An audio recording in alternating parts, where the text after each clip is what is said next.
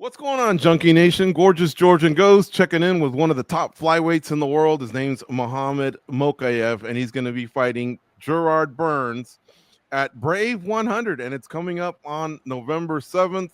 A title fight for my man who's been outside the UFC, but he's been doing some work. He has not stopped. The shiny record is still there, 14-0. Welcome back to MMA Junkie Radio, Mohammed. How are you? Thank you so much for having me on your show. I'm good. I'm good. Preparation still same, and doing the side quest basically.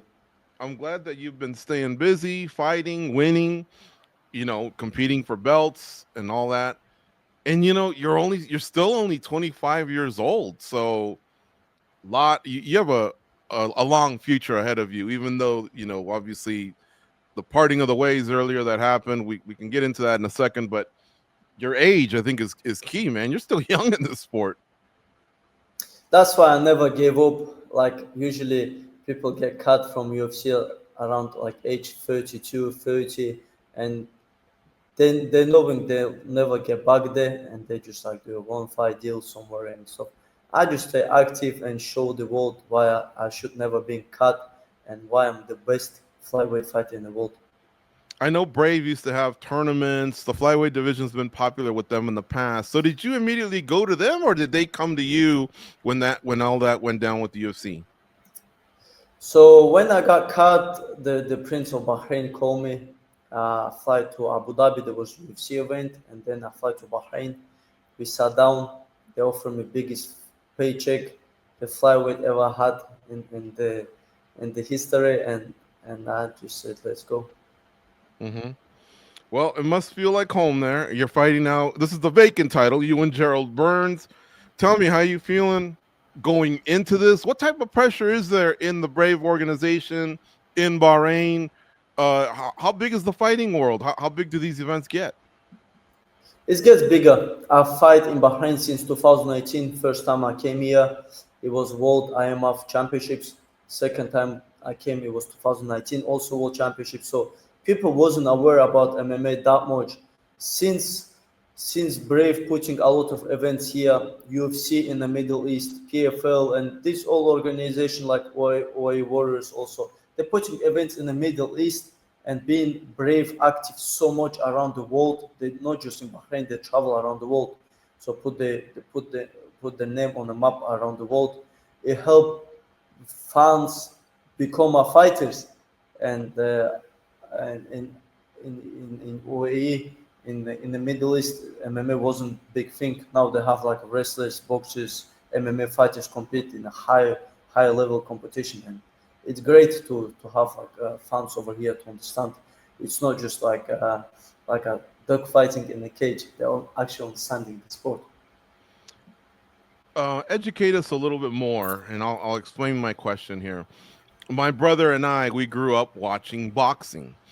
And when boxing was really hot in the 80s, the heavyweights were just kind of having their run, Muhammad Ali, Ken Norton, George Foreman. And then in the 80s, we had what was the four kings, Roberto Duran, Sugar Ray Leonard, Marvin Hagler, Thomas Hearns, right? And then all of a sudden, even lighter weight classes, Julio Cesar Chavez, Floyd Mayweather, Manny Pacquiao, they became the big guys. But so they always say that the bigger guys are going to make the bigger money.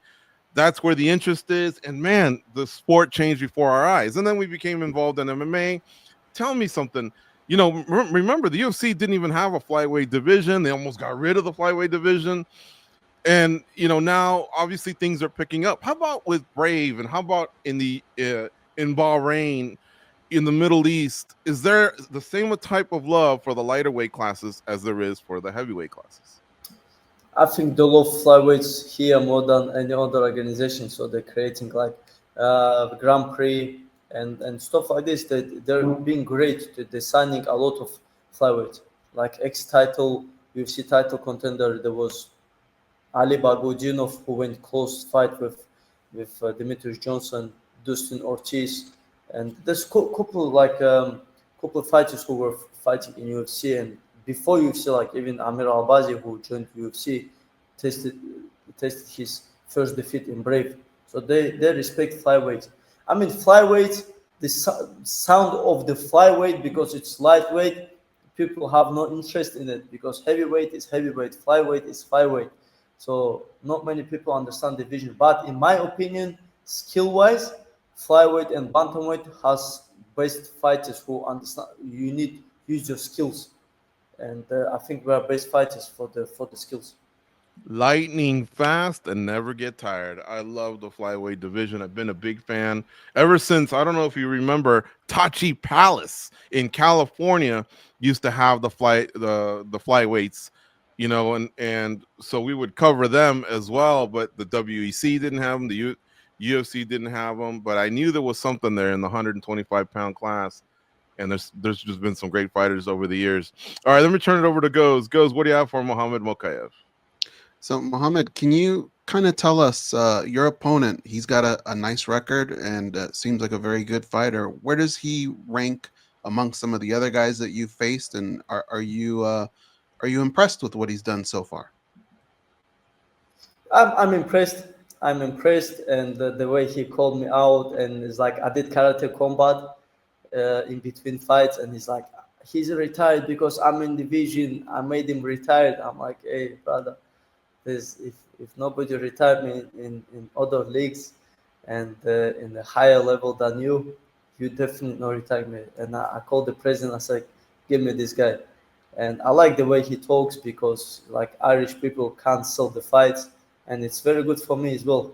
We can make good, we can sell good fights, and his skills is all right. I like he's skillful. Is good. He's got good hands, good wrestling. He trains with Paul Hughes, who just fought like in PFL for the belt. They have good gym as well. Do you enjoy that when, obviously there's times where fighters are very respectful, shaking each other's hands, and then there's times when there's a little bit of heat or they talk a little bit of trash. Do you like it better when they do that? Does it almost pull like another gear out of you and even more in the fight? I think it does pull gear. I don't like when it's too quiet. I don't like it might go to decision or something like this. I like when somebody go crazy, and I'm like, okay, you're gonna get what you wish for. What would you say in the time that you left the UFC to today, for fans who maybe haven't been able to keep up with you, what would you say has been your biggest improvement in your game, whether it be physical or mental? What's the biggest difference in your game? I think physical and mentally, I become much stronger. I came to UFC when I was 21 years old, and I did maybe some mistakes that I haven't seen myself from outside. Like I never been reflective. Some people, like not some people, not people were telling me, listen, you're doing this wrong, you're doing this wrong. They were just like yeah, you are good, you are doing this and that, and then once I got called from UFC, apparently I was a bad guy. But when I was doing something, nobody was telling me, listen, you're doing maybe this wrong and that wrong. Now I learned from my own mistakes, and it took a bit time. It costed a bit my off career, and but it made me who I am today. And it I think you can't buy this experience. What would winning this title mean to you? It will mean it will show the world why I should never been cut, why I'm the best flyweight in the world, and it doesn't matter you in UFC or other organization. If I'm best fighter, flyweight fighter in the world, in Brave, that I'm the best fighter in this division. So the organization doesn't mean that they have higher ranked fighter than you being champion in other leagues. Some leagues are better. Some champions in other leagues are better than like UFC, or UFC better than somebody. You cannot always say like UFC has best flyweight in the world. If you want to see, if you think you have best flyweight in the world, call me. And how long would you like your time with Brave to be? You fought. If you were to win the title, you would be a champion. Would you want to defend the title? Like, what do you envision as a timeline? And then obviously, at what point would you like to return to the UFC, or even more clear, would you like to return to the UFC? Right now, I'm focused in Brave. I'm a really good relationship with Brave, so they have to come with the offer that it'd be good for me too right now because I'm in good situation. I have I have good paycheck and I see, for example, some big fights also. I would like to sit down with PFL and Brave. Like I don't know if they'd be interested between make flyweight champion versus bantamweight PFL champion Sergio Pettis. I think that'd be something big in the Middle East. That's just my imagination. I don't know how this gonna work out, but it's something big. I just actually think about it like 2 days, and I think something interesting it could be, but I don't know how this work out. But right now I'm in Brave, and whatever Braves decide, I will do it. You mean a champion versus champion match where co-promotion? Is that what you're thinking? I think that'd be good. I think that'd be good. They have good relationship also, I believe, Yeah. because they're both in Middle East, and being flyweight champion versus bantamweight contender right now is the title in PFL vacant, and I believe Sergio Pettis is next for the belt, and I think it can make one of the biggest noise, and like people want to see me doing something different in different division. I'm ready. You know, people still talk about you, man.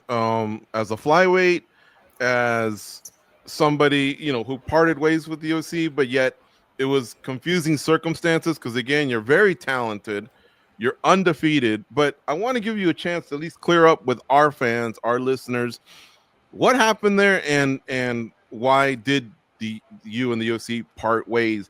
I'm going to be honest with you, Muhammad. That's how we do it on this show. Respectful but honest.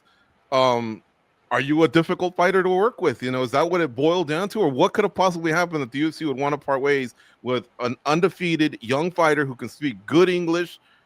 I was shocked. I have one question to you. For example, if somebody working for like MMA Junkie and he does little bit something wrong couple times, he get you're gonna get cut from the company straight away, right? If he does something in interview wrong against the company or something that the company doesn't like, right? I But in suppose, my right, depending, yeah. yeah. So in my situation, I have 7 fights in the organization. So if I'm difficult work with, you cut him straight away. You cut him from his debut, from his second fight, from the third fight, fourth fight, fifth fight. You don't cut him when he comes close to the belt and his goal become UFC champion. So that was a bit interesting to me, but it's their organization. They can do whatever they want. They don't owe me anything. I'm thankful they gave me opportunity platform to fight, put my name on the map on 7 fights around the world. It's like I came to their home, and I'm saying I'm not happy what food they didn't give me on the table. So they gave me what they could give me, and they said you have to leave. I left. I gone. That's how you have to look from other side, and I cannot go out and say I didn't like at home. It was a bit cold, and they welcomed me. It doesn't matter what was going in the house. They got me in. They cut me. That's it. They don't owe me anything. It's their organization. It's their decision, yeah, and how I can be like thinking why you quote me. They decided they've done. That's it. Simple as that. Yeah. Yeah. Well, listen, that's a very professional, honest, respectful answer. But I do have to just follow up one thing. If you do want to return one day and prove you are the number one, whoever it may be, Pantoja or whatever, after you win titles, after you defend, whenever you're ready, if you do want to do that, I think you would want to clear up what could have possibly ever happened before you go back. I imagine, right? It was one thing that from my side it was a fight in a hotel. That was thing between me and another professional fighter, and that's one thing. As I know what I've done wrong, the rest I've been good to organization. I haven't done anything apart from like fought in the lobby, and that's it. Simple as that. I've been truthful.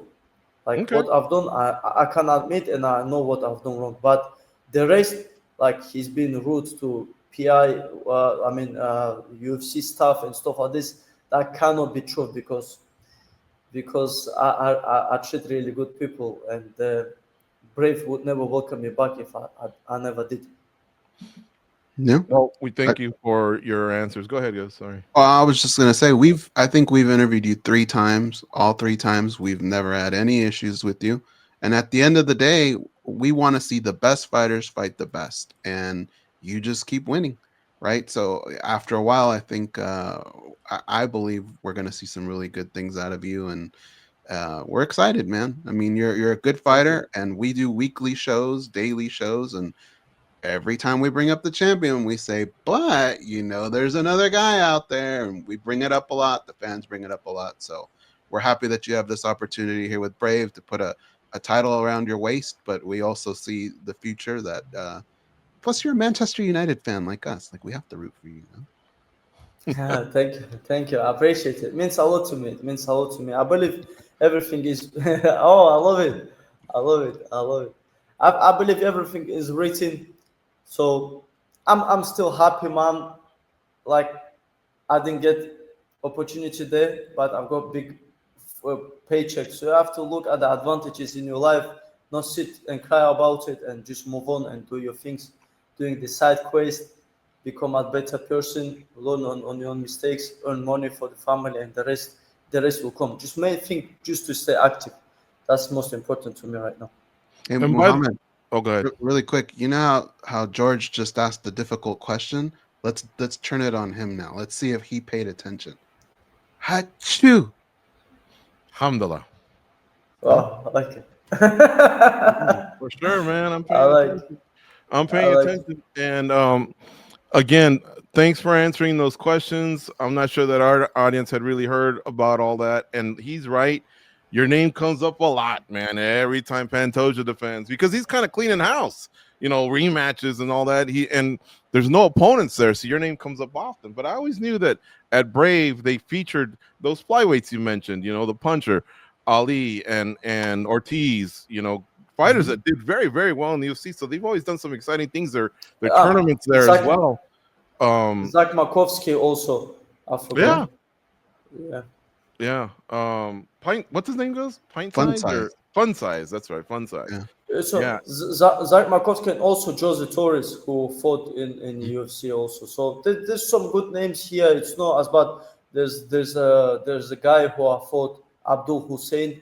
He just won IE Warriors. He's one of the bantamweight contenders. He went on 8-fight winning streak after me. So there's like some names here like doing good. It's not something I stay here without competition. It's cool. Mm-hmm. Hey, and you are following the lads, right? They've won 3 in a row. Have you been watching? Are you staying up with it? As I try to stay up right now. I'm just like focused more on the fight. I haven't even been 4 weeks nowhere, no shopping center, no coffee shops. Just focus on this fight, like mood. Can you name one player? Yeah. Which player? Can you name one player on Manchester United? My favorite one? Any of them, yeah. Wayne Rooney. Okay. The main man. Okay. Love it. You passed the test. I saw you wearing a jersey once with Dana White years ago, and so I knew you were a fan. But sometimes people put them on and they're really not fans. But Wayne's one of my favorites. No, he's my. We stay in touch all the time, and he's really. Do you know cool him? guy. Yes, he was at the event on my debut as well. That's right. He was at the last UFC as well. So he travels to the Middle East. I know he loves to fight. He loves to box and all that. So that's great that you guys keep in touch. Do you know who is in Bahrain right now? It's Steven Gerrard right now in Bahrain. Oh yeah. And after my fight, I want to play paddle with him. Nice. He's Liverpool though, man. He's the enemy. Give him a leg kick for us. Yeah, I will do. All right. Big thanks to Joe Brett for making this happen. This is Mohammed Mokaev, folks. And again, on the 7th, it's Brave 100. 2 title fights, including Muhammad's vacant title shot there against Gerard Burns from Ireland. Thank you for the time today, sir. We appreciate it. Thank you, guys. I appreciate your time too.